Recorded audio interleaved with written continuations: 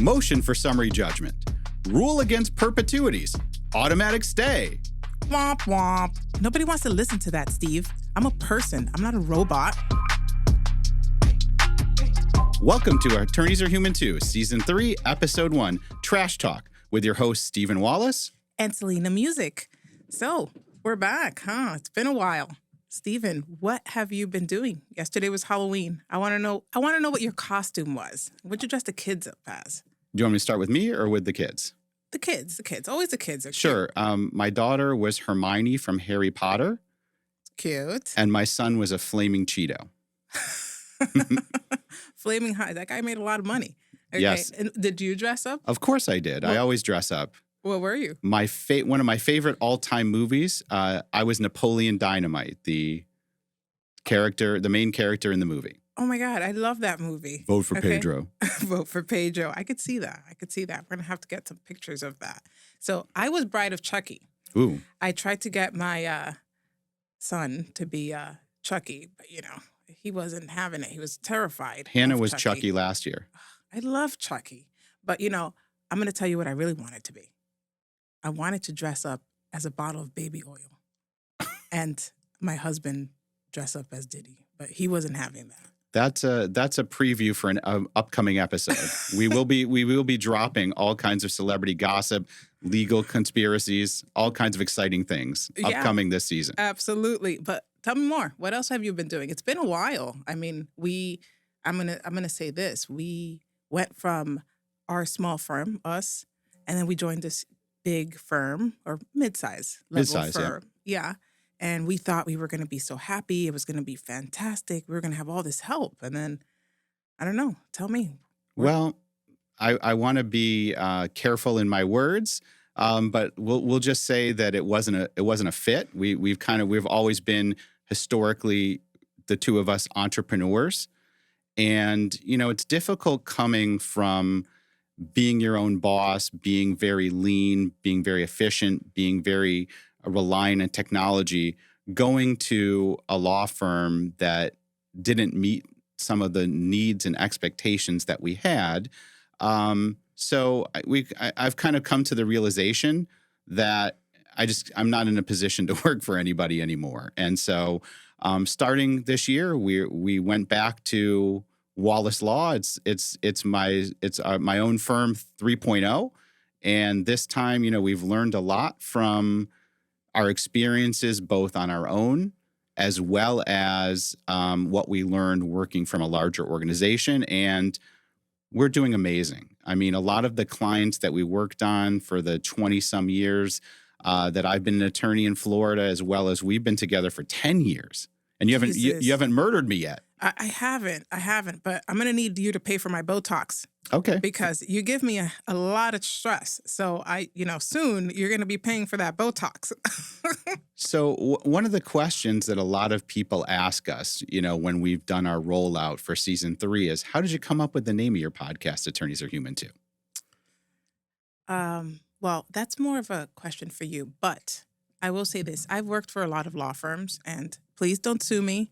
One of the great things is part of your employee benefit package includes free legal work. It better. I'm going to need it. No, but the reality is I've worked for a lot of attorneys, and I feel like they're so focused on only being like the boss and attorneys that they forget that their staff are people who do other things besides, be your assistant or, file your legal motions. And sometimes they don't speak to you like a person. They're speaking to you almost like a machine, like a robot. And like a robot?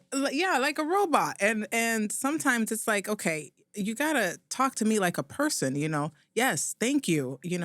Some politeness would be, phenomenal. And what I've realized working with you is that you and I grew up as an entrepreneur. I've always been an entrepreneur. And before I even worked with you, I've always had my own businesses.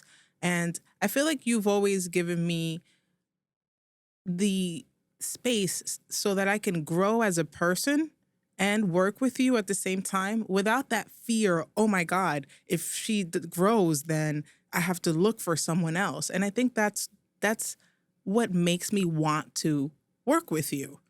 So it makes a big difference. Well, I'm still trying to convince you to go to law school. You know, we can add another name to the title of the firm. So just to kind of follow up on your point, um, one of the reasons why we decided on the name of the podcast is because I think that, as an attorney living the dream, so to speak, Hmm. a lot of people have this certain model or expectation that we should be. We should be killers. We should be pit bulls. And one of the things over the years that I've kind of synthesized and taken from our clients is that a lot of times clients really appreciate that we talk to them on an even playing field. I mean, one of the things that our firm prides ourselves at is people come to us in all levels of problems. And it's very rare that you call your attorney just to say hello. So, Correct. so one of the things that we always try to pride ourselves on is analyzing somebody's problems and then coming up with a plan so they can achieve a better future. Correct, correct. And we file bankruptcy, and we tell our clients, like, listen, we don't want you to be a repeat client. We Hmm. want you to succeed. And the calls that I want coming to us is after we filed, hey, I'm ready to buy a house. I'm a success story. This helped me. And I think we take pride in not just doing the legal side, but then kind of holding the client's hand Hmm. and walking them through, to achieve their goals and never fall back on it. And I guess as an attorney, I mean, it's, you're like, oh wait, I might be losing money that way, but not really. We want them to be success stories. I mean, one of the benefits is, for the most part, our clients come on a referral only basis. And so by doing that, by taking the extra step, by treating them as a human being, not a number or a dollar sign, we're able to get referrals. And our clients are our best marketing sources. I mean, we have clients that are referring all of their family, all of their friends, and that's really how we get there. And just to follow up again, um, attorneys are human too. We're not just like, the one thing is, people look at me in one way because of my profession, but I try to be a well-rounded person. And so, just to follow up on your question, what have I been doing the last 4 years? I started a basketball team. As a result of the basketball team, which is the 561 Wildcats, Yeah.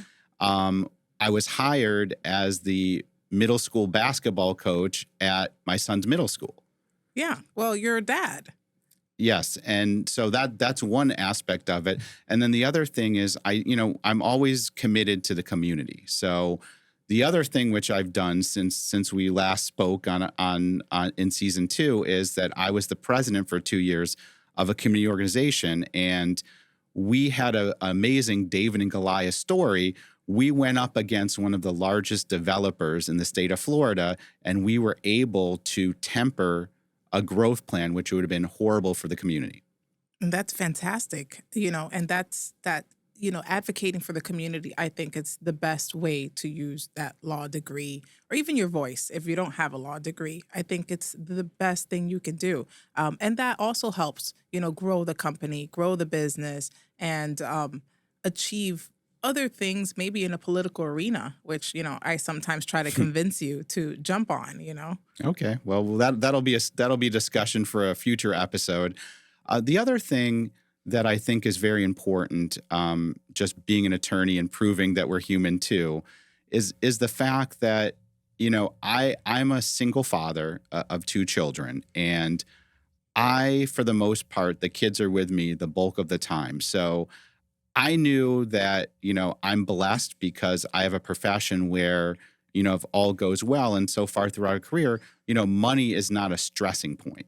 And I'm able to provide for my children, but also having my own firm, I have the ability and the free time to be their sports coaches, go to all of their plays, their dance recitals, always be there for them and help them with their homework. Like, I've worked in the past at very large firms, and I know that why I'm not there and why I'm here today in our lovely sunny podcast studio in Delray Beach, Florida, is the fact that from a technical and an intellectual level, on every transaction or every case that we're on, we're against AmLaw 100 firms. but I have the ability to, in the middle of the day, go pick up my daughter if she's sick, or, go to a sporting event.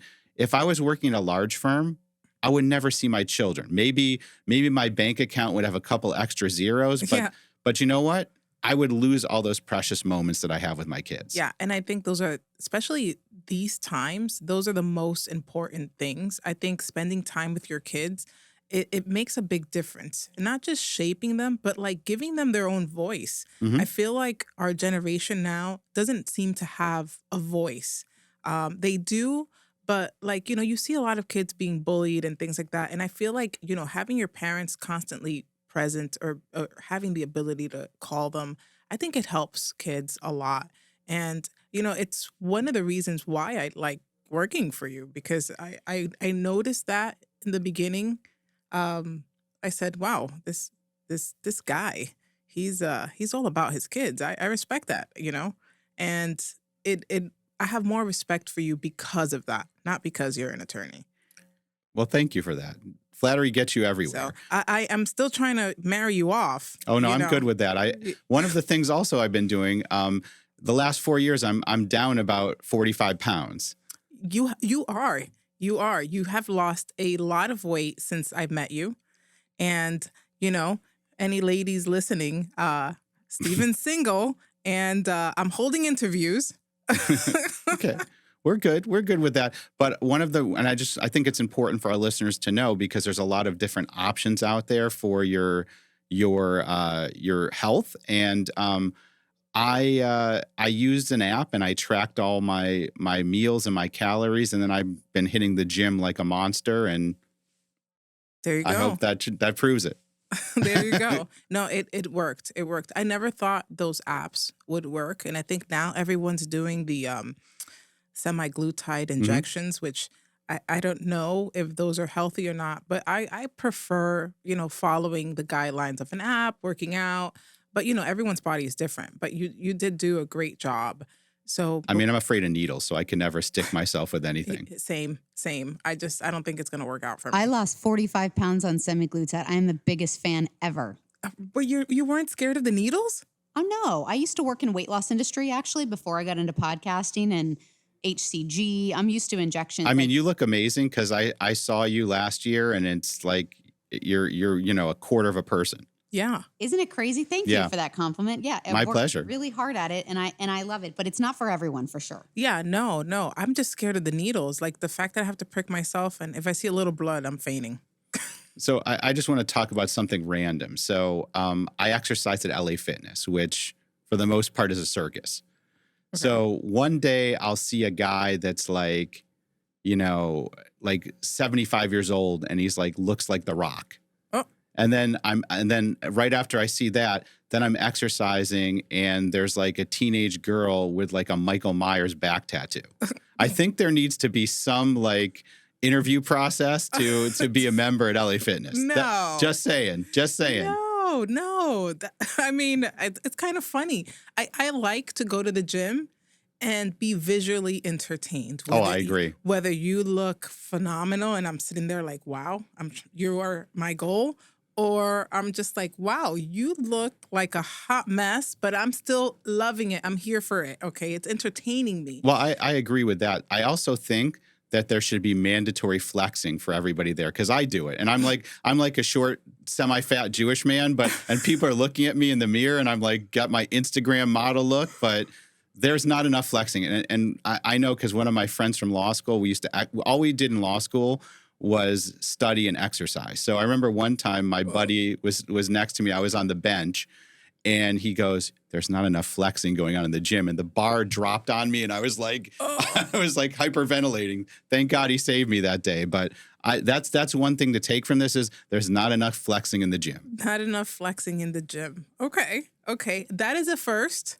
That is a first for me. Next time I go work out, I'm going to try to just send me some selfies show of some you flexing, because I will do the same for Janine and yourself. Well, Just don't put that on your like dating app profiles, because if I see another man in the bathroom of a gym flexing, I might throw up. Yeah. I do it right on the floor. So that's and I promise you I won't have any dead fish. I won't be in front of a Ferrari or anything like that. No, he's gone live while he's working out on his Instagram. I did. We Oh, put it on. boy. We put it IG live. We Oh, did boy. an IG live Yeah. discussing, having legal discussions while he's like running. Yeah, Hey, it's entertainment, that's how we attorneys are human too. As you're learning in this episode, Celena and I are both very human, sometimes too human. Yeah.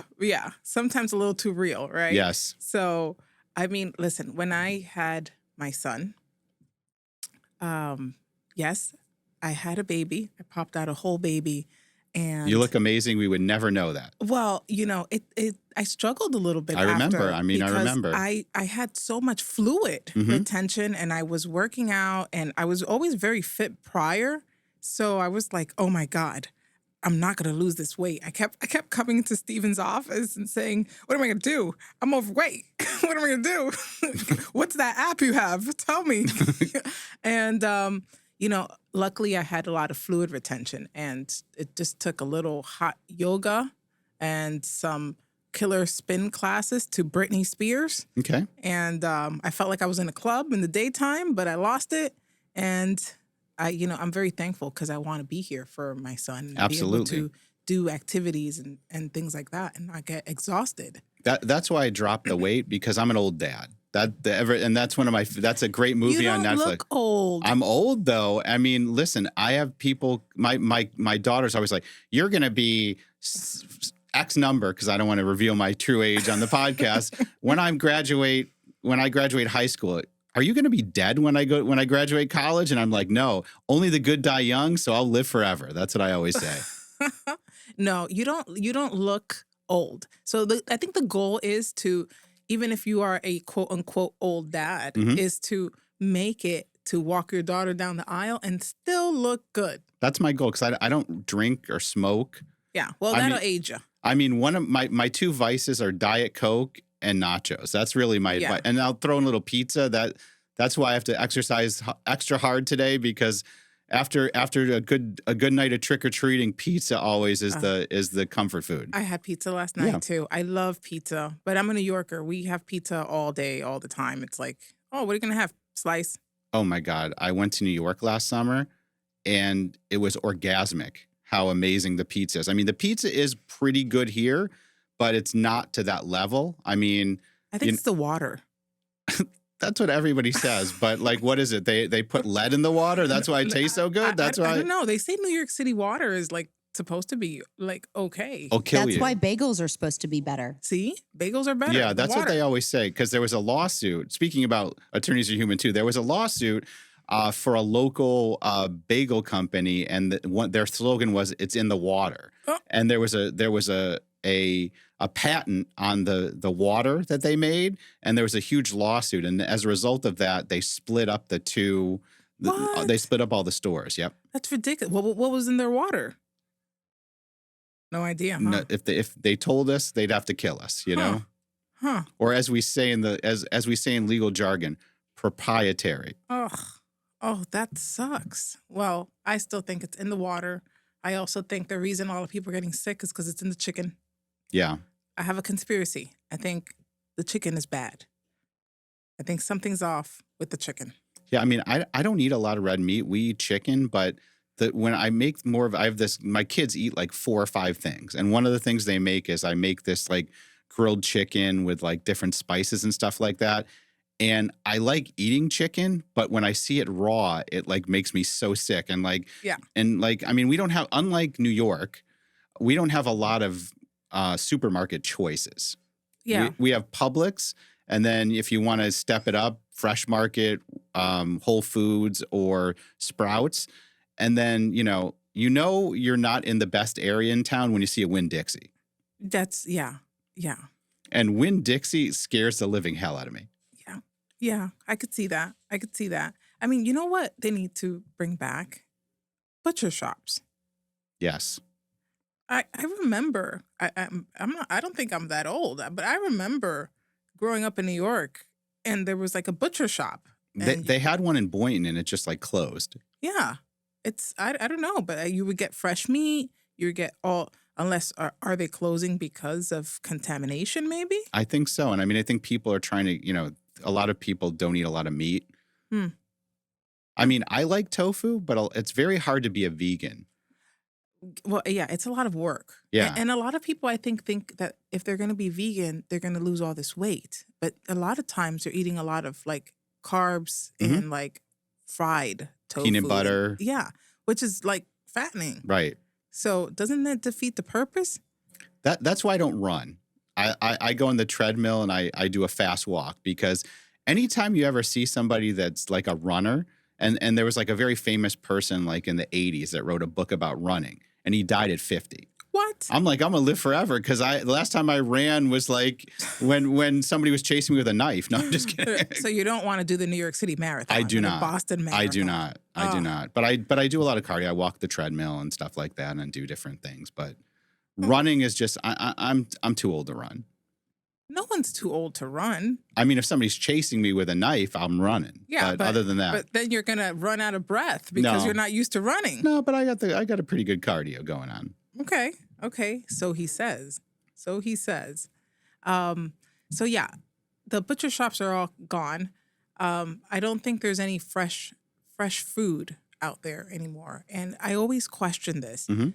Everything says organic at Whole Foods, but how do I know? No, it's definitely not. I mean, they micro engineer food, which is just scary. It's like life has definitely changed when you don't read a newspaper anymore. Now I'm sounding like an old man. You don't read a newspaper anymore because it doesn't exist. And AI, which will be a topic for a future episode. It's so fascinating, but so scary in and of itself. And some of the things, we're working on some of our marketing, and we're trying to leverage a lot of AI. But one of the best things about it is AI can do a lot of like menial type of tasks or rote tasks, but it doesn't strategize. It doesn't humanize what we do. Yeah, that's true. Yet. Well, okay, back to the food. I'm going to get to AI in a bit. But here's the thing. What do you think about this engineered meat that they're trying to create? I don't like it. I mean, I think it's plastic. It scares me, because there's God knows what chemicals. It's like what's in the Taco Bell burrito. It's the same thing. Listen, sometimes you got to close your eyes and just eat it. Just down it. Especially, after a long night. Yeah. Listen, I will be guilty of, back in my college days in New York, White Castle. Oh, yeah. White Castle in the middle of the night was where it was at. You don't ask, you don't tell. You don't. And you know what? I think I used to eat it while I was asleep. I was chewing and sleeping at the same time. Oh, my Lord. Those were party days. I guess so. Yeah. But, in the morning, you're kind of like, what did I eat? I don't want to know. I'm not going to question it, but it sure was good. It's like me and fried food. We don't get along. I don't mess with the fried food anymore. Oh, my God. Well, next thing you know, you're going to have a robotic cow, and that's what we're going to be eating. Plastic. Mm. It's a wave of the future. Very scary. Very scary. Yes, it is. So, Steve, what else? What else is going on? I know we have, you're back at Wallace Law. You're a basketball coach. I keep insisting on you dating. I'm good. Okay. And he says he's good. But is it hard to date and be a dad and have your own business? Or do you find it maybe a little bit easier because you have a little bit more flexibility? It's really challenging out there. I mean, I got divorced right before COVID. And then my divorce was final right when COVID started. Mhm. And I was married for over 10 years. I was with the ex for like 3 or 4 years before that. So life has changed. It's basically, for the most part, you meet people on the apps. And the way I think of apps, it's like there's so many choices. And I think that's what one of the challenges that people have in dating right now is the fact that you're always looking for the next best choice, theoretically. I mean, that's not how I am, but I'm just giving you an overarching analysis you got of it. options. You just swipe left or... Right. And it's also like you're sitting in bed or you're watching, like I'm watching a game and it's just like right, left, right, left, right, left. I mean, it's almost like you're playing a video game. Yeah. And I think the gamification of the dating process and the fact that, you text, and then, ultimately, I mean, candidly, I'm not always the most extroverted person in the world. So the fact for me to get off my couch away from the Netflix and actually get dressed, go out and meet somebody new is very stressful and gives me a lot of anxiety. And to follow up with that, you go out, you meet somebody, and then you don't get that time back. It's a time suck. And, at least what I've found during my time is that, at least relative to meeting people on the apps, is that they don't look like their picture. Oh, yeah. Well, like nothing on Instagram is real. Right. And so what I'm learning, because a couple of my female friends said this is a better way of doing it, because knowing what I don't like leaving my, I don't like taking that step, is to do like a FaceTime. Like prior FaceTime interview? A FaceTime, because I actually did one of those this week, and it just wasn't a match. So, but at least I don't have to leave my house. I don't have to get, I don't have to like. Oh, come on. So you gotta start going out. That's what I'm doing. So that's what I'm doing. Okay, but I get that. I completely get that. And I think if I was dating now, I probably would have a hard time with that also. I mean, I love social media. I love like the tech, but I don't think I would like to date on an app. Like, I don't want to meet someone on an app. I don't either. I mean, I did have a couple women that I dated between my divorce and now, and it was people that I knew before. Yeah. And so those, to me, like, you already have an in-person connection.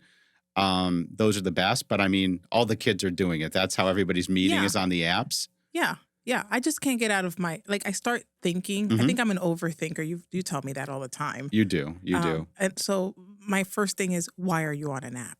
Right. Well, I want an interesting, as we start to conclude this episode, I want to get your take on something, because this is something. So one of the ways that I network is I go to a lot of these small and mid-sized firm networking events. Okay. And we have these lunches, and the lunches are very funny because the people that are doing well and the people that aren't doing well, the people that just lost their jobs and now they're starting their firm. I mean, we've been successful every time we've done it. The only reason why we went to work at the mid-sized firm was because of COVID, and COVID was an imperfect storm on the practice areas, because we practice bankruptcy, which is a bad economy practice theoretically, and then we practice commercial real estate, residential real estate, and corporate, which is usually when the economy is doing well. What happened was, during COVID, there was a freeze on lending. So the good economy was not happening. But people weren't filing bankruptcy and people weren't losing their homes because there was a moratorium on debt collection, a moratorium on foreclosures, and then people were getting this government money. Like, what we anticipate, and this will be a topic of a future episode, is the fact that there is going to be a wave of bankruptcy filings. And foreclosure. They're called zombie mortgages, which we'll talk about even more in a future episode. But so we were kind of at a standstill, and, a recruiter contacted us and painted a very rosy picture. They lied. They did. We should have known when we went to the Christmas party and we were like, what the F? Yeah. We should have turned around and left. But everything has its benefits. We made some very, very dear friends, and we did. I think we've definitely gained really good friends. Yep. But I have to say, I think there was so much issues going on that I had like PTSD for a while. You did, and you're still. I have to talk you off the ledge. So one of the things, and that's very important when you're working at a law firm, and again, not to foreshadow, but we're going to have a topic about career advice for young lawyers and mid-sized lawyers. But when you go to a law firm, it's very important to make sure that the culture is the right fit for you. And then also, as a young attorney, it's very important to find a good mentor, because oftentimes, especially like I pretty much have only worked at large firms, And some firms were very pleasant experiences. Some firms weren't. And it's just a matter of culture. Like, I'm the kind of person which sometimes in a large firm, it's not the best fit. I just want to go in. I want to do my work. I want to bill my hours. I want to make money. I want to gain clients. Yes. I don't want to like sit there and listen to your nonsense about things that I'm just not interested in. And unfortunately, certain lawyers love to hear themselves talk and love to, especially over a drink or multiple drinks. And that's just not who I am. I want to go home. I want to be with my children. I want to do the things I'm interested in. I want to coach basketball. I want to exercise. I want to watch my stupid shows. And that's it. So that's just not, like, larger firms are just not for me. Yeah. I think, you know what I think? I think during COVID, that's when we discovered how good we were at working from home and how efficient we became. And I think that was the thing that I think once we figured that out, because I want to say, I think we're pretty responsible. I think it doesn't matter what's going on in my life. If there's something that needs to be taken care of or filed in the court, it gets done. We filed a bankruptcy one time at 1 a.m. in the morning to stop a foreclosure sale that day. Yeah. Yeah. I've stayed up till 3 a.m. working on things that I'm just like, I can't let this person down because I feel like I have a responsibility to the clients and I don't want to let them down. I don't ever want anyone to lose their home because I was, one of these people that was like, well, I only work till 5. Sorry. Right.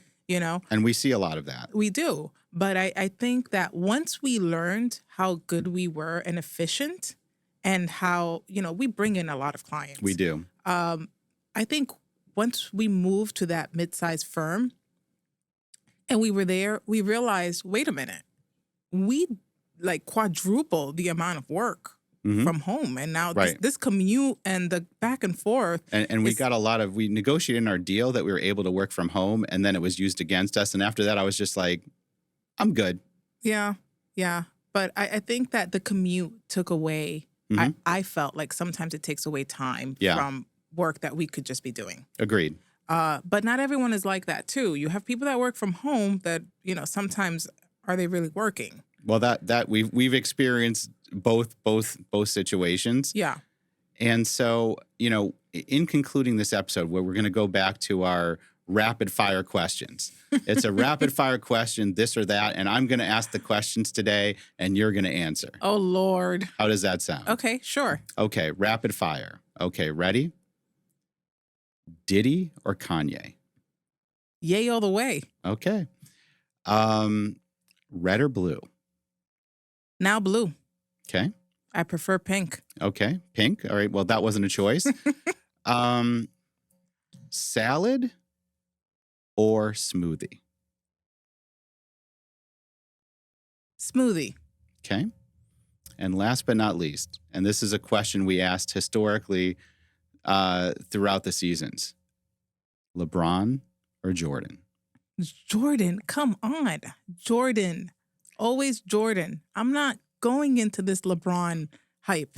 That's true. And actually, in Charlotte, they have a Jordan store, which I owe you the next time I'm in Charlotte. You owe me a pair of sneakers. I owe you a pair of kicks. I'm never going to let you live that down. I gotta, we have to get a new client in Charlotte so we can go there. Steve called me and said, I found this store and it has awesome sneakers and I'm going to bring you a pair of sneakers. And I was all for it. I said, yes, let's do it. This is great. And then I got no sneakers. They didn't have your size. I asked what your size was, and the one I sent you pictures of it, and they just didn't have it. Ugh, you're gonna have to go get me my sneakers. We got to find a new client in Charlotte, so I have to fly out there. We can do it. Attorneys don't they ship? Like, can't you just call them and say, hey, what do you have in her size, and like show me some, and then you can look online. Facts. And then you can just get it shipped. Facts. Now he's really never going to get out of this. I'm not going to get out of it. But, that's just thinking about that. That's the attorney's mindset. Attorneys don't think about technology. They just live in the moment. And that's one of the things that's a challenge for us. And we're going to definitely talk about in future episodes. But I want to thank you all for listening. I hope you learned a lot about what we've been doing the last 4 years, the good, the bad, and some of the ugly. And please leave us a 5-star review on Apple Podcasts, Spotify, or wherever you get your digital content. Thank you for listening to Attorneys Are Human Too. Remember, give us a 5-star review and follow us on Apple